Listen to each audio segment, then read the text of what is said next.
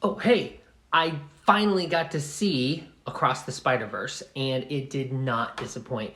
First of all, the art was just beautiful. Not only was it super unique as they traveled from one Spider-Verse to the next, and all the characters had their own style. I mean, one of my favorites is the Scarlet Spider, Ben, in the 90s, and the way they matched his like overacting melodrama with what those comics were in the 90s was just for brilliant. But even aside from that, like the art, particularly in the scenes between Gwen Stacy and her father, was so emotionally poignant. They would have like either lighting on their face with the colors that were being used, or whatever happened to be in the background that was, sort of surreal and tied into the emotions that they were feeling. It just was brilliant.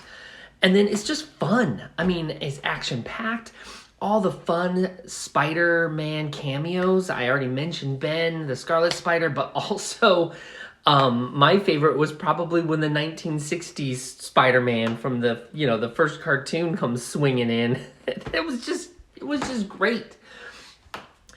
But the heart, that's what really makes both of these two films so good. You've got Miles's mom and dad who are just like, they're just every man people, they're every parent. And so what they're going through in their relationship with Miles is just, it's just really beautiful. And Gwen's relationship with her father is beautiful, and then Peter B. Parker and his relationship with his daughter is beautiful. It's just, and you have, I almost forgot, you have a woman who's going to be a mother in here. It's just really about family and what that means. And I just, spoilers, I can't wait to see what happens in the next iteration. It's being continued.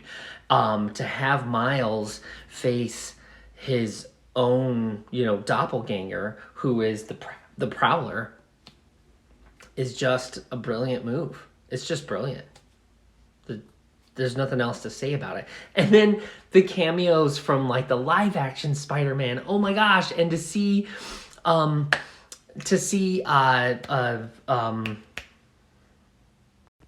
Donald Glover. Jeez, it took me forever to find that. To see him in there as live action, is, I'm sure that the Nerdverse is a Twitter with, is he gonna show up in the MCU as the Prowler? And of course, he originally wanted to be Miles Morales, so that was a nice nod.